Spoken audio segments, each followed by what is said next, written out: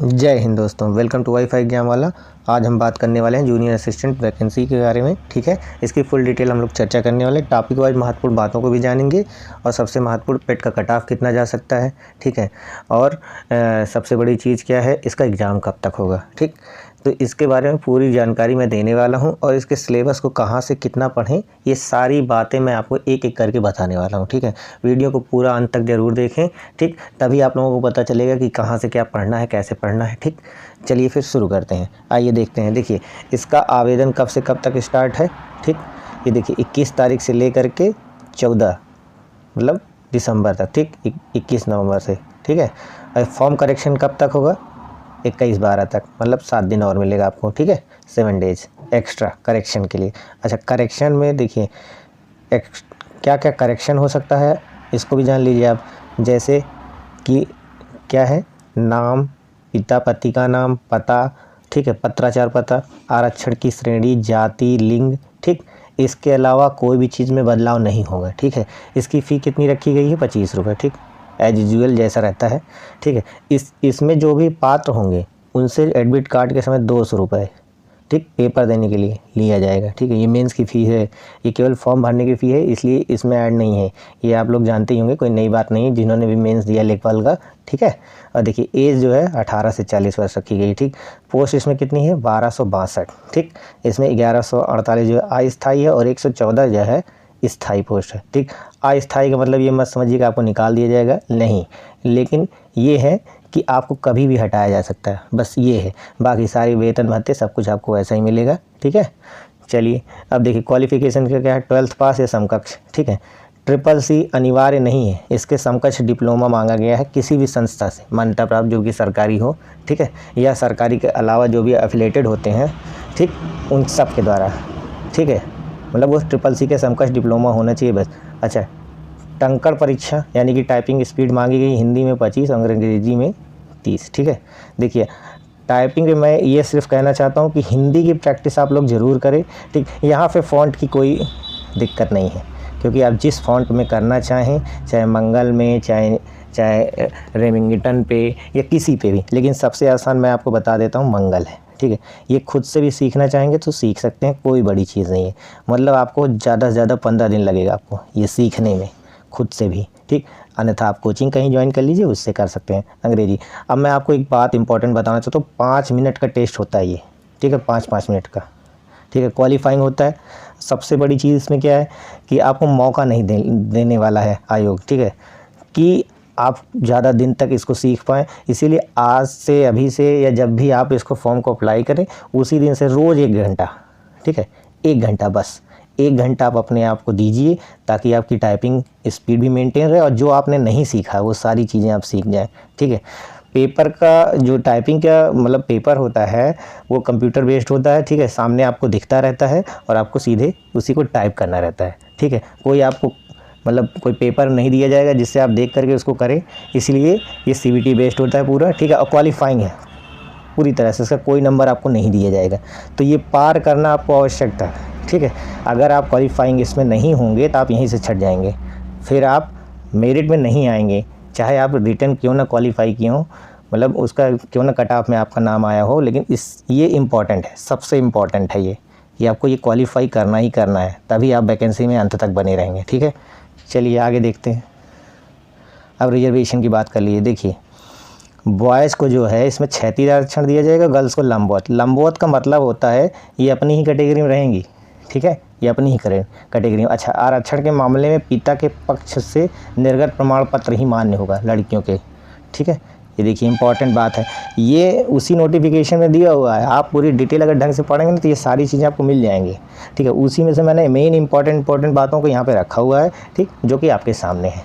चलिए, short listing कैसे होगी, पेट के अंक के आधार पे, पेट 2021 में प्राप्त नॉर्मलाइज्ड स्कोर के आधार पर। ठीक है, और सीट के 15 गुना बुलाएगा। अब सीट इसमें मान लीजिए 1262 है, तब इसी के निकाल लीजिए आप। ठीक, 15 गुना कहता तो भले है, लेकिन आयोग नॉर्मलाइज स्कोर के आधार पे आप देखेंगे, जैसे लेखपाल में 28 से 30 गुना के आसपास बुलाया गया था। ठीक है, 28 या 30 गुना के आसपास। अब 30 गुना लेंगे तो 35-36 हज़ार बनेंगे लगभग, 12-3-36, मतलब लगभग 36 हज़ार स्टूडेंट को बुलाया जाएगा। ठीक, ये अप्रॉक्स डेटा है, ठीक है। और इसमें लिखा भी हुआ है कि कैंडिडेट के अंतिम कट ऑफ अंक या परसेंटाइल स्कोर दशमलव के 2 स्थान तक सभी को शामिल करते हुए शॉर्ट लिस्ट किया जाएगा, ठीक है। सबसे इम्पोर्टेंट बात है ये, ठीक है। जो कैंडिडेट का अंतिम कट ऑफ अंक होगा या परसेंटाइल स्कोर होगा उसे दशमलव के 2 स्थान तक सभी को शामिल करते हुए शॉर्ट लिस्ट किया जाएगा, ठीक है। ये आप लोग समझ गए कि शॉर्ट लिस्टिंग किस तरीके से होगी और कितना गुना बुलाया जाएगा, ठीक। लगभग 35 से 36 हज़ार इसमें बच्चे रहने वाले हैं, ठीक है। और आपको पता है कि 17 लाख लोग दिए थे। ये 2% बन रहा है, लगभग 1% मतलब 17 और 2 34, इसी 2% के आसपास बन रहा है ये, ठीक। आगे देखते हैं। अब देखिए सिलेबस पे चर्चा कर लेते हैं हम लोग, ठीक है। सबसे इम्पॉर्टेंट बात ये भी है कि सिलेबस कहाँ से कैसे पढ़ना है ये ज़रूरी है आपको जानना। हिंदी के देखिए 60 क्वेश्चन आने वाले हैं, ठीक।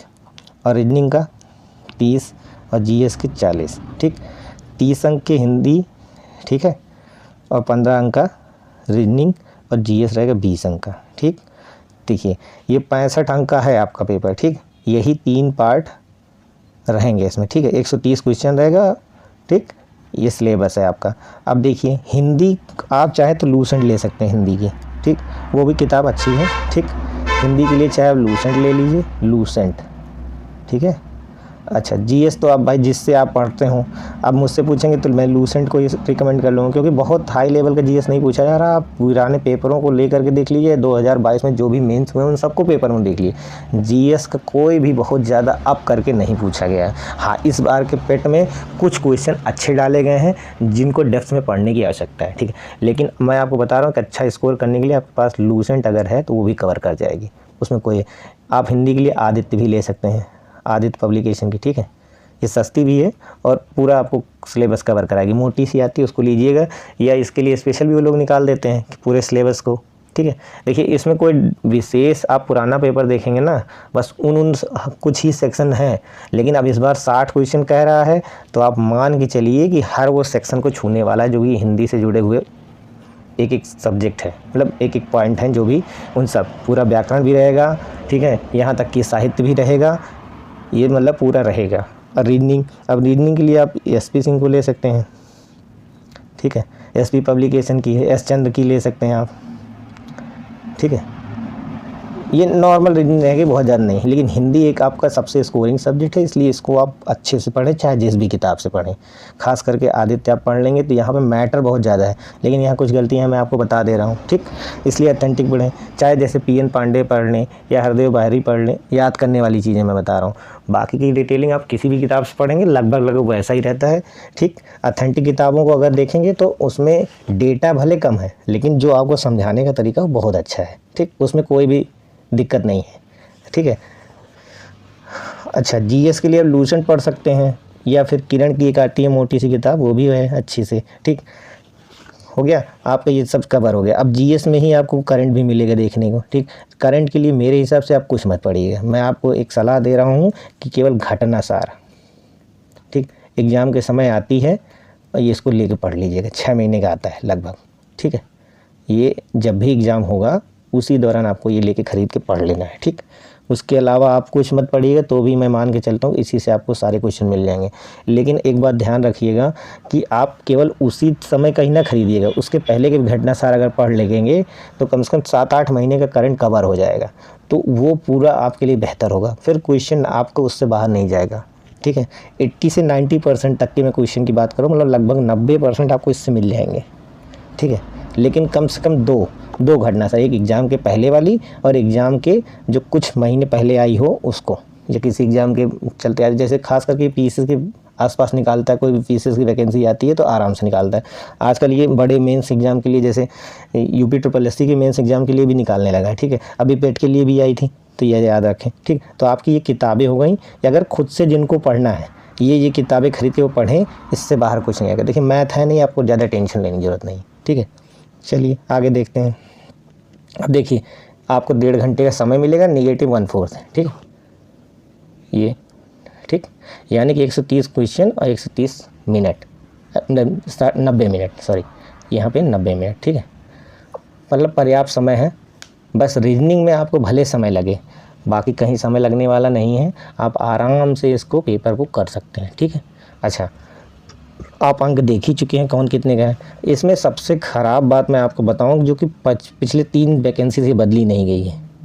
ठीक, ये जो अंक दिए जाते हैं शैक्षिक अर्हता के अनुसार, इसी को लेकर के बच्चे बहुत असमंजस में। अब जिनकी मेरिट कम है वो बच्चा बढ़ने से इसको डरता है, क्योंकि जिसके 8 नंबर का नुकसान होगा, भाई सभी खिलाड़ी तो नहीं हैं जिनको 5 नंबर फोकट का मिल जाए या 2 नंबर 3 नंबर फोकट का मिल जाए। ठीक है, क्योंकि आप देखेंगे ये जो 35 अंक दिए जा रहे हैं, आप देख लीजिए। अब देखिए इंटर अगर 60% से ऊपर है तो आपको 20 नंबर देगा। ठीक है, अब देखिए यहाँ पे 20 नंबर देने की बात हो रही है।